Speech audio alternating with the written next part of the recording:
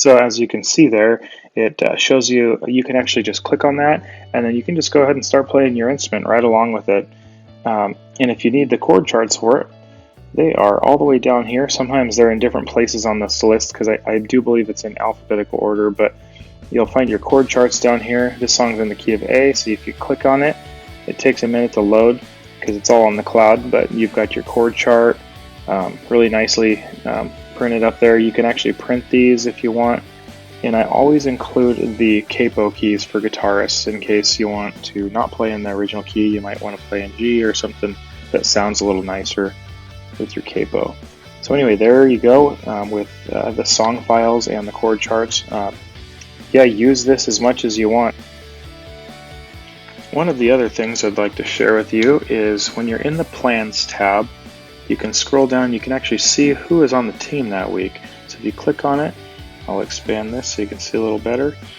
You can see all the different people, what instruments they're playing, and it just really helps you collaborate. If you need to go ahead and call one of them, I can actually click on any of these people and it will bring up their information. You can even, there's a little phone tap, you can tap their phone and it'll bring up their phone number. I know Mike doesn't mind that people know his phone number, so but yeah, it's just a really cool feature. You can just call them right from your phone. It's just super easy. So use that if you want to collaborate with anybody during the week on, hey, what part are you playing, or how about I'm going to play this part, you play that part, that kind of stuff. I love it when we do that. I do that a lot with Amy on piano. Sometimes we will call each other and say, hey, I'm going to do this part on electric guitar, or same with my wife Jen. Us will, I don't have to call her, but we'll collaborate on what parts we're going to be playing on electric guitar or keyboard. That way we're not kind of walking all over each other. We're kind of keeping the song free and giving it some space. A couple other things I just wanted to share with you real quick is if you over here on the left, you'll see times, and this is still under the Plans tab. You can see what time the service is, and you can also see what time the rehearsals are.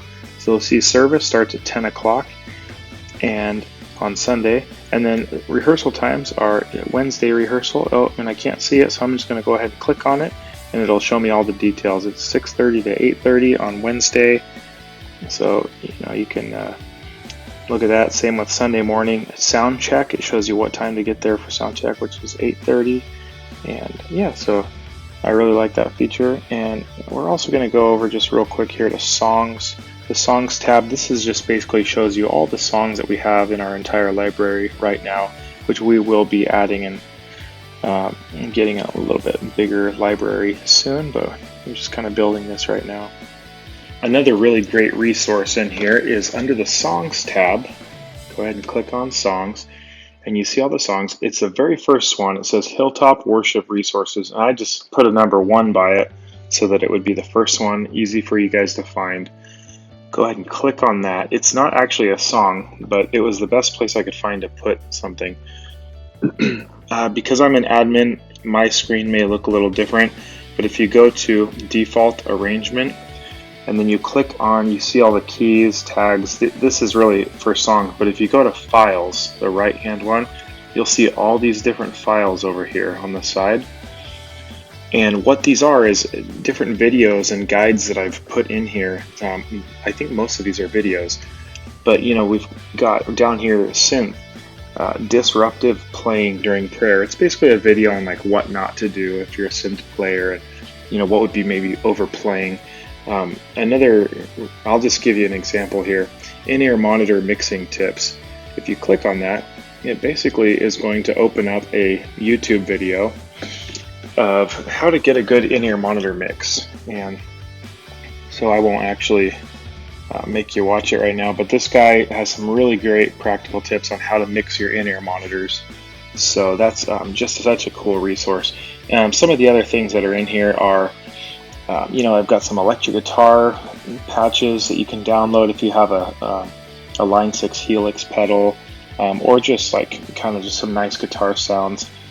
There's our worship guidelines and questionnaire. Another video on how to get people to sing during worship. So I just saw a lot of really great information in here. I encourage you guys to go ahead and dig in and look into some of that stuff. The other thing is people. You can find anybody that's in ministry here at our church, whether they're on the worship team or Pastor Nathan is in here. You can also find the greeters, the people who are in that ministry as well. And I'm sure this will expand eventually, but right now it's just worship and greeters. And then the media tab we currently don't use, but I could put advertisements for events that we're going to be doing, and you could find them here and even potentially share them with other people and copy the link. So hopefully that's been helpful. I'm also going to do a video on Music Stand, which is a way for you to read your chord charts from an iPad or a tablet, and it's a really great program. It's got a little bit more power than even this does when it comes to reading chord charts and practicing. So I'll be sharing that with you soon.